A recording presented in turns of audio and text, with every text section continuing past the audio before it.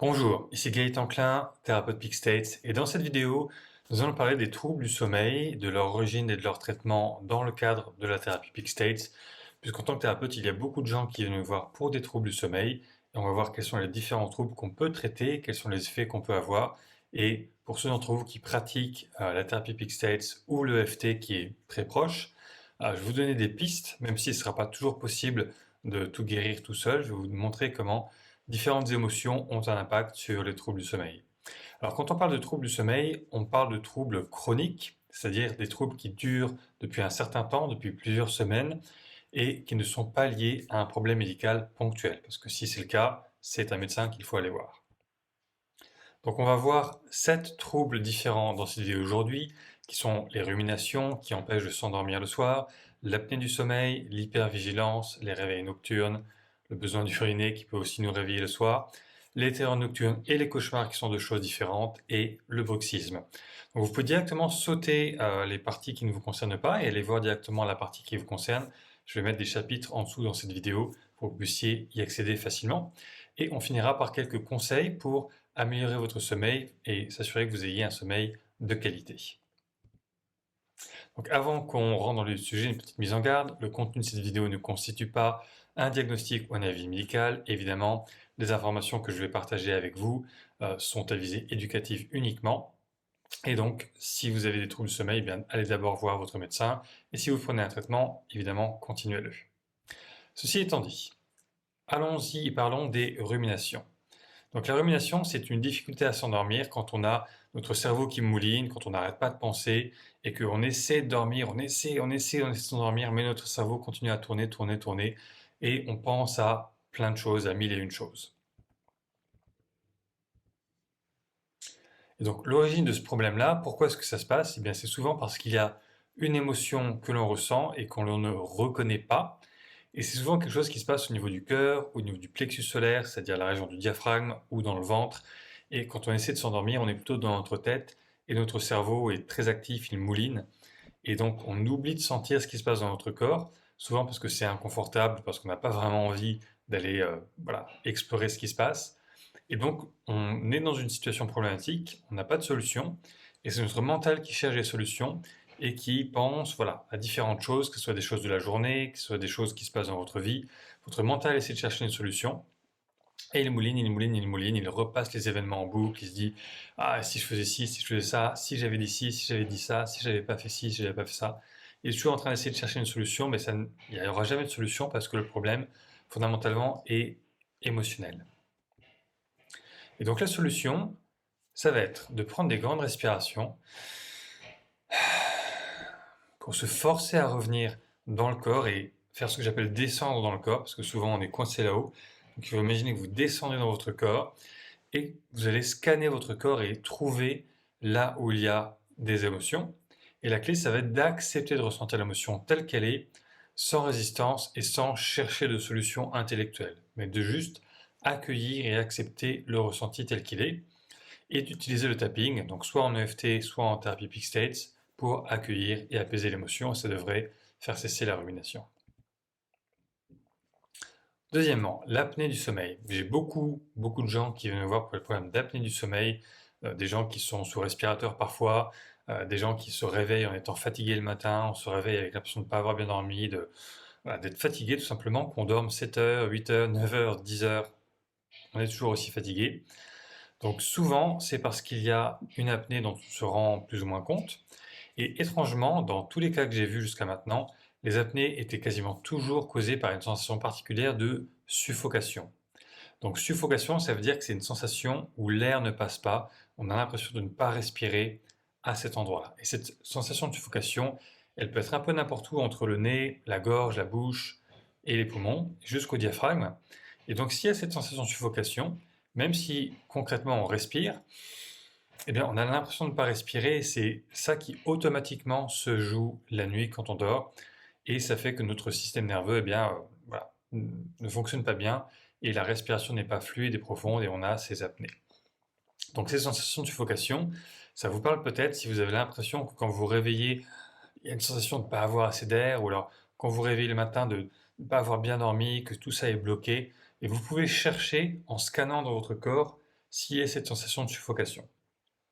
La, la manière la plus facile de faire ça, c'est d'imaginer que vous êtes dans votre lit la nuit en train de dormir. Donc imaginez que vous êtes en situation, en train de dormir dans votre lit, et sentez si l'air passe bien tout le long du tronc jusqu'au sommet de la tête, ou s'il y a une suffocation quelque part.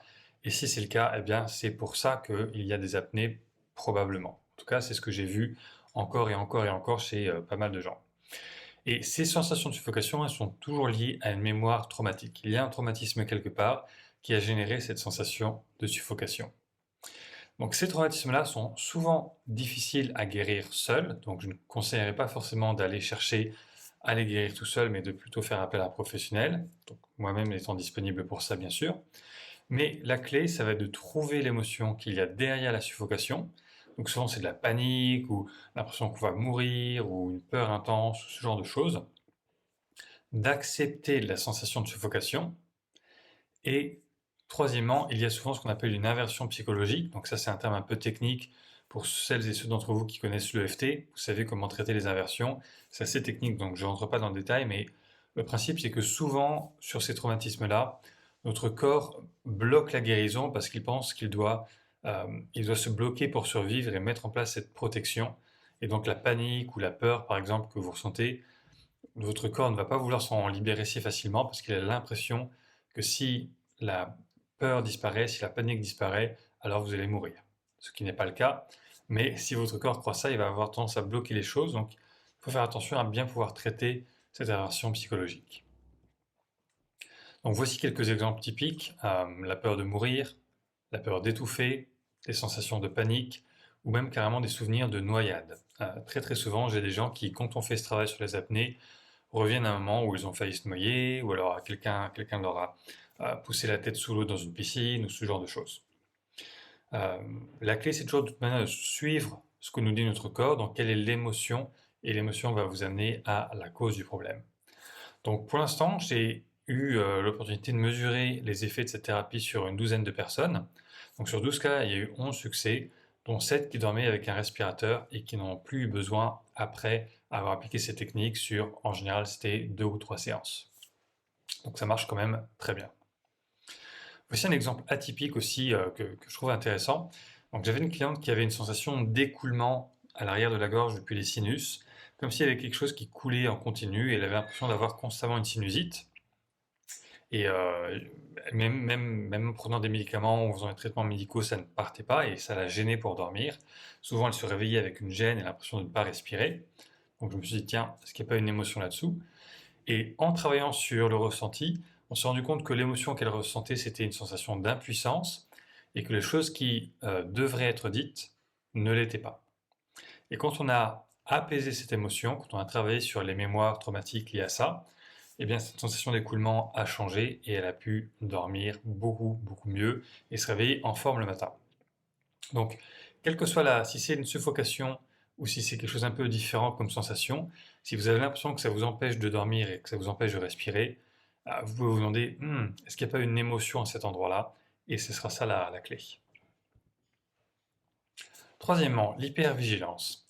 Donc l'hypervigilance, c'est une sensation de ne jamais être totalement relâché, de ne pas se sentir en sécurité dans son lit, de toujours être un peu en veille, de toujours vérifier est-ce que les choses sont bien, est-ce que les volets sont fermés, est-ce que la porte d'entrée est fermée, et d'avoir cette sensation plus ou moins forte, plus ou moins présente, de devoir rester en vigilance. Et même si on arrive à s'endormir avec ça, ça a tendance à créer un sommeil qui n'est pas récupérateur et à créer des réveils nocturnes. On se réveille plusieurs fois dans la nuit et puis on a toujours un peu cette peur latente qu'il y ait quelque chose qui se passe mal, qu'on ne se sente pas totalement en sécurité. Donc évidemment, être en hypervigilance, ça empêche de bien dormir. Quelle est l'origine de ça? Eh bien, c'est souvent la sensation de devoir rester en alerte, que pour une raison ou pour une autre, il faut faire attention à ce qui se passe, et du coup, on ne se repose pas complètement, on reste toujours un peu en éveil. Et souvent, la sensation, c'est qu'il y a un danger, et ce danger peut être pour nous personnellement, ou il pourrait être pour un proche. Donc un proche, ça va être un membre de la famille, donc notre conjoint, ou un parent, ou nos enfants, etc. Et même si ça paraît disproportionné, même si dans le présent, on ne comprend pas trop pourquoi on a ça, parce que le souvenir qui est à l'origine de ça nous paraît disproportionné par rapport à la réaction qu'on a, Eh bien, c'est souvent parce qu'il y a un traumatisme qui a été vécu qu'on a cette hypervigilance. Donc, voici des émotions, des traumatismes que j'ai souvent trouvés dans ces cas-là. Donc, la perte d'un proche, un proche qui est tombé malade ou un proche qui a disparu, malheureusement, ou alors quand on a subi soi-même une agression. Même si ce n'est pas une agression à notre domicile, ça peut créer de l'hypervigilance parce qu'on ne se sent pas en sécurité, tout simplement. Les cambriolages sont des traumatismes très importants parce que souvent, quand on a été cambriolé, même si on n'était pas sur place, eh bien, on a une sensation de violence ou de viol en fait, parce que notre chez nous, que ce soit notre chambre ou notre appartement ou notre maison, c'est notre sanctuaire, c'est notre lieu de sécurité. Et si ces lieux-là est violé, eh bien, on ne se sent plus en sécurité et ça crée de l'hypervigilance. J'ai aussi eu parfois des gens qui avaient eu une mauvaise nouvelle, une mauvaise surprise, quelque chose qui les avait vraiment surpris, même si ça paraît c'est déconnecté du sommeil ou euh, du lieu de vie, etc. Eh bien, la sensation d'avoir été surpris crée la réaction de je ne peux plus me laisser surprendre, c'est trop négatif si je me laisse surprendre, et donc cette réaction d'hypervigilance, qui n'est pas une réaction intellectuelle ou raisonnée, c'est quelque chose de beaucoup plus instinctif, beaucoup plus intuitif. Évidemment, tout ce qui tourne autour du terme de l'insécurité, ça va faire partie aussi des déclencheurs de l'hypervigilance. Donc la solution, eh bien, c'est de trouver ce qui crée cette hypervigilance, quelle est la sensation inconsciente qui fait qu'on est obligé d'être en éveil, malgré nous, pour se protéger nous-mêmes ou pour protéger les autres, et de traiter ça avec une thérapie appropriée. Donc la thérapie Peak State, par exemple, est très appropriée pour ça, ou d'autres thérapies de traitement des traumatismes. Et souvent, on va avoir un trauma simple, mais ça peut aussi être un trauma complexe. Donc ça, c'est à voir avec votre thérapeute. L'idée, c'est de restaurer le sentiment qu'on est en sécurité dans notre chambre, dans notre maison, chez nous, que c'est un peu comme un sanctuaire. Surtout la chambre à coucher, ça doit vraiment être un lieu où on est tranquille, on est en sécurité, il n'y a pas d'activité, il n'y a pas d'enjeu dans cette pièce-là, ça doit être calme, ça doit être comme un sanctuaire. Et si vous n'avez pas cette sensation, c'est pourquoi vous avez de l'hypervigilance. Quatrièmement, les réveils nocturnes. Donc les réveils nocturnes sont, dans mon expérience, toujours liés à un stress ou une émotion. Et cette émotion, elle est souvent pas évidente, pas forcément quelque chose qui est très présent dans votre esprit quand vous vous réveillez, mais c'est quelque chose qui se passe dans le corps. Et donc la solution, ça va être de scanner le corps, et de préférence de le faire au moment où vous vous réveillez, et de vérifier où est-ce qu'il y a une tension dans mon corps. Parce que probablement que vous allez vous sentir pas totalement détendu et paisible, mais que quelque part il y a une tension. Il va falloir zoomer en quelque sorte sur cette tension, aller à cet endroit-là pour reconnaître l'émotion qui s'y trouve. C'est pour ça que je parle d'émotions non reconnues. Et ensuite, une technique comme le EFT ou les Peak States pour traiter l'émotion, pour l'apaiser. Et souvent, on va tomber sur des choses qui sont autour de l'insécurité. Donc, il y a une panique, il y a une anxiété, il y a une peur. Ça peut être quelque chose qui s'est passé dans la journée avant, quelque chose qui est plus global dans notre vie, mais quelque chose qui fait qu'on ne se sent pas en sécurité, qu'on a cette sorte de tension. Et cette tension se rejoue la nuit, donc elle nous réveille. J'ai aussi assez souvent eu des clients qui étaient réveillés par le besoin d'uriner. Bon, on peut se dire, bah, c'est physique, c'est physiologique, mais pourtant, ça ne se passe pas toujours. Ça ne se passe pas toujours en fonction de est-ce que vous avez bu trop d'eau ou est-ce que vous avez mal mangé avant. Et en fait, il y a très souvent une émotion qui est liée à ce besoin d'uriner qui nous réveille, surtout si ça arrive plusieurs fois par nuit. C'est-à-dire que si ça arrive une seule fois dans la nuit, bon, peut-être que c'est effectivement simplement physiologique, mais si ça arrive plusieurs fois, dans mon expérience, c'est toujours lié à une émotion. Et cette émotion, c'est encore une fois quelque chose qui n'apparaît pas comme évident, qui n'est pas reconnu souvent comme une émotion, parce qu'elle se situe dans la zone de la vessie. Donc d'habitude, on se dit, bah, nos émotions, ça se passe plutôt par ici, c'est dans notre cœur, c'est dans notre tête, on pense à quelque chose. Et bien là, pas du tout, on ne pense pas à un sujet, il n'y a pas d'histoire, il n'y a pas d'image dans notre tête, mais c'est quand on ressent ce qui se passe au niveau de la vessie qu'on va reconnaître, ah bah oui, il y a une émotion là, comme une panique, un stress, une angoisse, etc., etc. Et souvent, c'est la sensation de je ne suis pas prêt, ou alors il faut que je sois prêt pour me préparer à quelque chose, ou oh là là, je vais pas pouvoir uriner, donc il faut que je sois dans sécurité. Il y a une sorte de besoin de se mettre en sécurité qui et ce n'est pas forcément logique, mais c'est quelque chose de beaucoup plus instinctif, déclenche ce besoin d'uriner. On va avoir parfois des émotions comme la perte de contrôle, l'humiliation, etc., etc. Mais ça, c'est pas important. L'important, c'est de s'attendre à ce qu'il y ait une émotion à l'endroit de la vessie et de pouvoir travailler sur cette émotion. Les terreurs nocturnes. Alors, déjà distinguons ce que c'est qu'une terreur nocturne par rapport à un cauchemar. La terreur nocturne, ça concerne principalement les enfants et ça se passe quasiment tout le temps en début de nuit. En début de nuit, c'est-à-dire dans la phase de sommeil profond et pas dans la phase de sommeil paradoxal, donc c'est pas lié à un rêve, c'est pas un cauchemar. Quand on fait un rêve ou un cauchemar, il y a une histoire, il y a des images, il y a quelque chose qui se passe et cette histoire nous fait peur, par exemple. Dans le cas de terreur nocturne, il n'y a pas d'histoire, il n'y a pas de rêve, c'est juste tout d'un coup, l'enfant a une terreur et souvent ne sait pas expliquer pourquoi. Et souvent d'ailleurs oublie ça très rapidement et très souvent ça se règle tout seul. Donc dans ce cas-là, très bien, il faut juste rassurer l'enfant, le consoler, être un peu avec lui et ça va se régler tout seul dans le temps. Ceci étant dit, il y a parfois des enfants qui viennent voir un thérapeute parce que ça continue et ça ne s'arrête jamais. Et c'est assez particulier cette sensation-là parce qu'il y a une origine spécifique dans mon expérience, encore une fois. C'est une sensation de vide, de trou dans la poitrine, souvent dans la poitrine, c'est-à-dire entre le haut de la poitrine par ici et la région du diaphragme, mais parfois ça peut être ailleurs, par exemple au niveau du ventre aussi. Et souvent il y a une sensation de vide, de trou, comme un trou noir, comme un puits sans fond, et ça crée une angoisse. Et quand on a ce genre de symptômes, on n'a pas la sensation d'avoir une explication, on ne comprend pas pourquoi c'est là, c'est pas forcément lié à quelque chose qu'on a vécu dans la journée avant ou quelque chose qui se passe dans notre vie. Donc ça semble un petit peu sortir de nulle part et ça se manifeste par cette sensation de vide. Première possibilité. La deuxième possibilité, c'est une autre forme de vide aussi, que j'appelle un vide qui aspire, parce que souvent c'est comme s'il y avait une sorte d'aspiration. Et ce type de sensations-là sont liées à un besoin d'attention de la part des parents ou des gens qui sont autour de nous. Et donc très souvent, euh, ça m'arrive assez souvent d'avoir des parents qui me disent j'ai l'impression que mon enfant fait des erreurs juste pour que j'aille le consoler. Eh ben oui, peut-être, parce qu'on a besoin d'attention, on a besoin de confort, enfin de réconfort et de présence. Et peut-être que votre enfant ressent un manque de présence, une absence, et c'est ça qui déclenche la terreur parce que c'est très anxiogène. Donc dans ce cas-là, si ça ne se résout pas tout seul au bout de quelques jours ou quelques semaines, eh bien, il peut y avoir un traitement particulier à faire pour apaiser ce besoin d'attention. Donc, en général, je ne donne pas de technique particulière pour vivre, pour guérir, pour traiter, pardon, ces deux formes de vide, ces deux formes de trous, parce que ça peut être très intense et ça peut augmenter le problème si on n'est pas armé pour y faire face. Donc, je préconise plutôt de consulter un professionnel pour aider à faire face à ces émotions fortes qu'on ressent quand on vit ce genre de vide, ce genre de trou. Donc, je suis disponible moi-même évidemment pour ça, mais il y a plein d'autres professionnels qui sont qualifiés pour ça.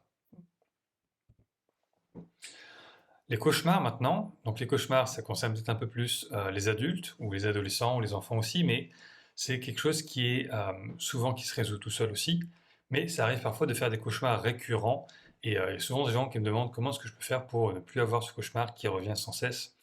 Donc un cauchemar, c'est quelque chose qui se passe plutôt en fin de nuit, c'est-à-dire dans la phase de sommeil paradoxal et pas le sommeil profond.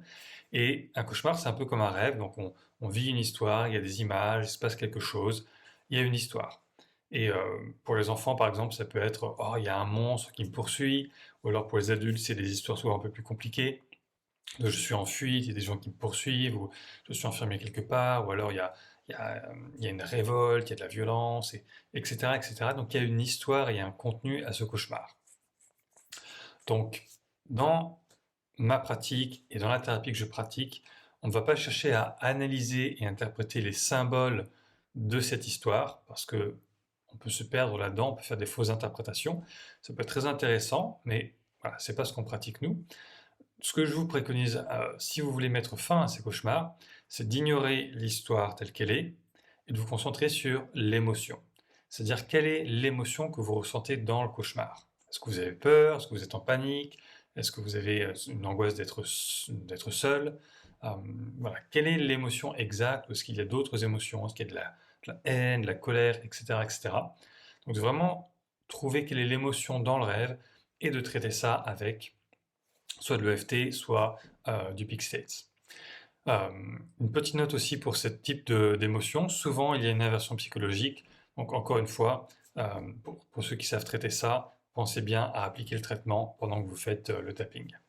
Sinon, allez consulter un professionnel. Bruxisme. Donc, dans la catégorie de bruxisme, on va mettre tout ce qui se passe au niveau des mâchoires, donc avoir les mâchoires qui claquent pendant la nuit ou qui se serrent, et avoir cette sensation de tension ou même de douleur parfois un petit peu au réveil parce qu'on a serré les mâchoires toute la nuit, ou parfois les dents qui grincent, ce qui peut être gênant pour nous parce que notre sommeil n'est pas récupérateur, mais aussi difficile pour les gens avec qui on dort. Notre conjoint, par exemple, peut parfois, c'est le conjoint qui repère le bruxisme plus que la personne qui est concernée. Mais voilà, c'est quelque chose qui peut se régler. C'est quasiment toujours dû à un stress qu'on n'a pas reconnu, ou alors quelque chose qu'on a reconnu mais qu'on n'arrive pas à résoudre. Et c'est souvent, pas toujours, mais souvent des émotions du type colère, sentiment d'injustice, sensation d'être en conflit, ou alors de l'anxiété ou de l'impuissance, la sensation d'être impuissant dans une situation, de ne pas arriver à en sortir, de ne pas arriver à régler les choses. Et voilà, ça crée ces grincements et ces tensions au niveau de la mâchoire. Donc la solution pour éviter ça, pour sortir de ça, ça va être d'identifier quels sont les conflits dans notre vie qu'on n'arrive pas à résoudre. Euh, quelles sont les choses qui se passent mal dans nos relations, dans notre travail, dans notre vie personnelle. Quelles sont les sources de tension où les choses sont en conflit et on n'arrive pas à avoir plus d'harmonie, plus de résolution? Ou quelles sont les sources d'une sensation d'être en colère ou d'être en défense, de devoir se défendre contre quelque chose, ou de devoir lutter contre quelque chose? Vous voyez, c'est toujours il y a une forme de lutte et on n'arrive pas à se débarrasser de cette lutte. Pour bien trouver l'origine du problème, je préconise une technique qui fait partie de la thérapie Peak State, ce qu'on appelle la technique des cerveaux triuniques. Ça part du principe qu'on a plusieurs cerveaux en nous et qu'on peut communiquer avec ces différentes parties de nous pour comprendre l'origine de nos émotions. Donc je vous réfère à une autre vidéo sur ma chaîne YouTube où j'explique comment faire ça en détail. Et ça va permettre d'identifier la source du problème et ensuite de travailler dessus avec une technique de résolution émotionnelle. Ou alors, il peut être nécessaire parfois de améliorer les choses dans nos relations avec les gens. Par exemple, si on est en conflit avec quelqu'un au travail ou dans notre vie personnelle, familiale, etc. Eh bien, des fois, il va falloir faire face à ces situations et voilà, négocier, dialoguer, désamorcer le conflit. Des fois, c'est pas que soi avec soi-même, c'est vraiment dans la relation à l'autre que les choses peuvent se résoudre. Donc, si vous avez suivi tout ça et que vous vous demandez, oui, c'est vrai que j'ai des troubles du sommeil, mais est-ce que c'est psychologique vraiment ou est-ce que c'est pas juste physiologique? Eh bien, il y a un test tout simple, c'est de vous mettre en situation, de penser à ce problème que vous avez et de vous demander, est-ce que je me sens à 100% calme et paisible dans mon corps? Est-ce que tout mon corps est détendu, relâché, calme et paisible?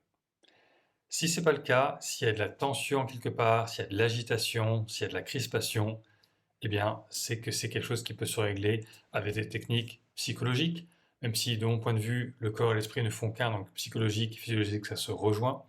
Et ce qui se passe dans notre corps, souvent, c'est lié à ce qui se passe dans notre tête, et vice-versa.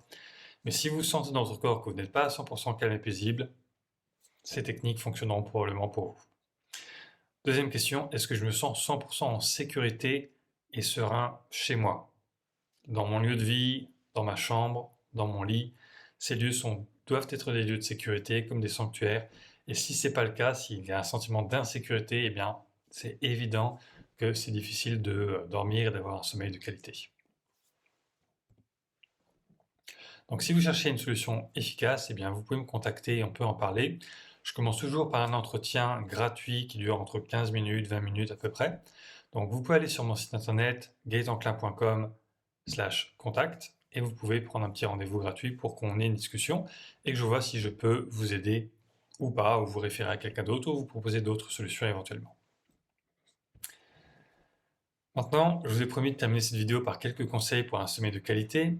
Donc rapidement, il y a des choses toutes simples que vous pouvez faire pour mieux dormir, indépendamment des problèmes qu'on a évoqués avant. La première chose, c'est de manger plus tôt le soir. Et oui, parce que la digestion, c'est quelque chose qui peut perturber l'endormissement et la qualité du sommeil. Donc il vaut mieux dormir sur un estomac vide.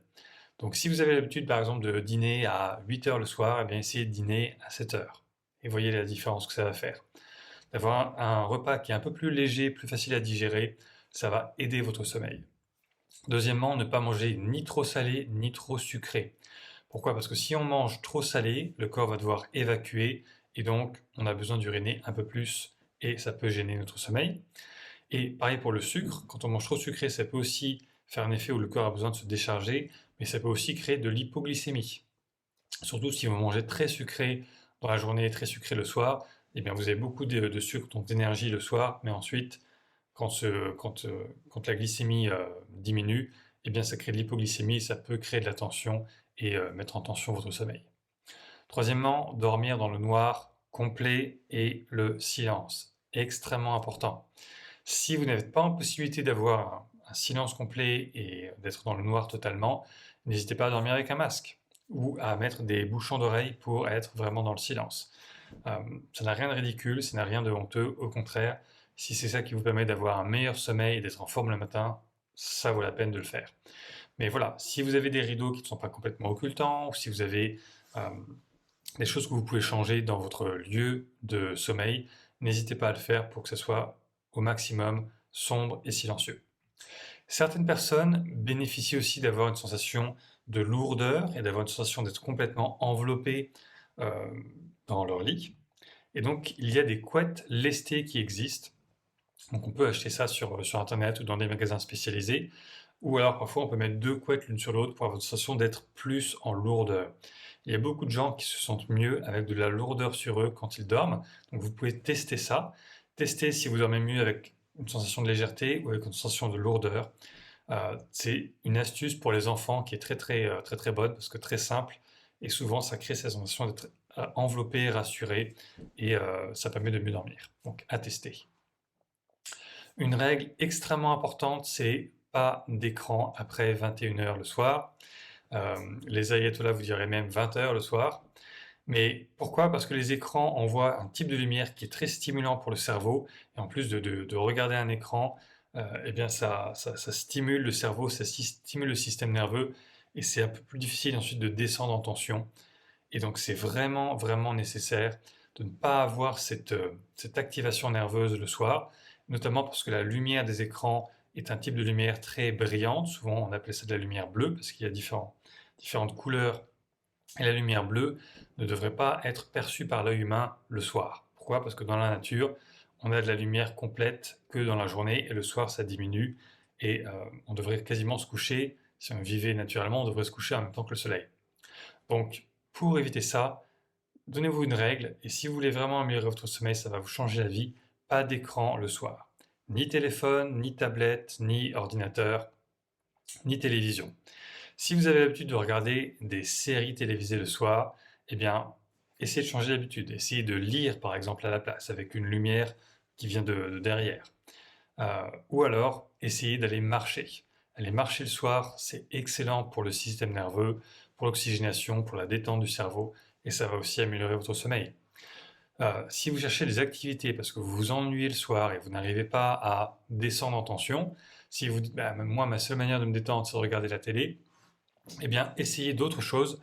Bien sûr, il y a des techniques comme la méditation qui sont souvent recommandées, donc ça peut vous convenir à tester. Moi, je recommande souvent à mes clients de pratiquer des assouplissements, donc de faire des étirements longs, lents, le soir, pendant 30 secondes, 1 minute par étirement. Et vous pouvez faire des assouplissements pendant 10, 20 minutes, peut-être 30 minutes. Ça va vous donner un sommeil qualité top. Vous avez plein de vidéos sur Internet qui vous montrent différentes routines, différentes séquences d'assouplissement. Donc, je vous encourage à tester ça. Il y a aussi un exercice particulier qui est vraiment excellent et que je donne à tous mes clients qui souffrent de troubles du sommeil ou d'anxiété. C'est ce que j'appelle l'exercice du diaphragme. Donc, je vais vous mettre une vidéo, parce que j'ai fait une vidéo spécifique où j'explique cet exercice. C'est un exercice qui change la vie et il faut le pratiquer. Un dernier conseil relatif à ce que je viens de dire sur le fait de bloquer la lumière bleue, et notamment la lumière des écrans le soir. Si vraiment c'est trop difficile de vous passer d'écran après 21h tous les soirs, vous pouvez trouver dans des magasins spécialisés ou sur Internet des lunettes spéciales qui bloquent la lumière bleue, donc elles ont un filtre orange comme ça. Et voilà, comme le masque ou les bouchons d'oreille, ça paraît un peu ridicule au début, mais en fait il y a beaucoup de gens qui les portent, et si ça améliore votre sommeil, ça en vaut la peine. Donc pour l'exercice du diaphragme, suivez le lien qui vous emmène vers la vidéo où j'explique cet exercice et pratiquez-le. Et enfin, pour conclure, si vous cherchez une solution efficace, si vous voulez être accompagné, si vous avez identifié qu'il y a des tensions et des émotions ou que vous souffrez d'une des 7 catégories de troubles que j'ai décrites, eh bien, contactez-moi. Prenez un rendez-vous sur gaëtanclin.com/contact et j'aurai plaisir de discuter avec vous et voir si je peux vous aider. Merci pour cette vidéo. Laissez un commentaire, likez cette vidéo si vous avez trouvé ça intéressant et à bientôt pour la suite.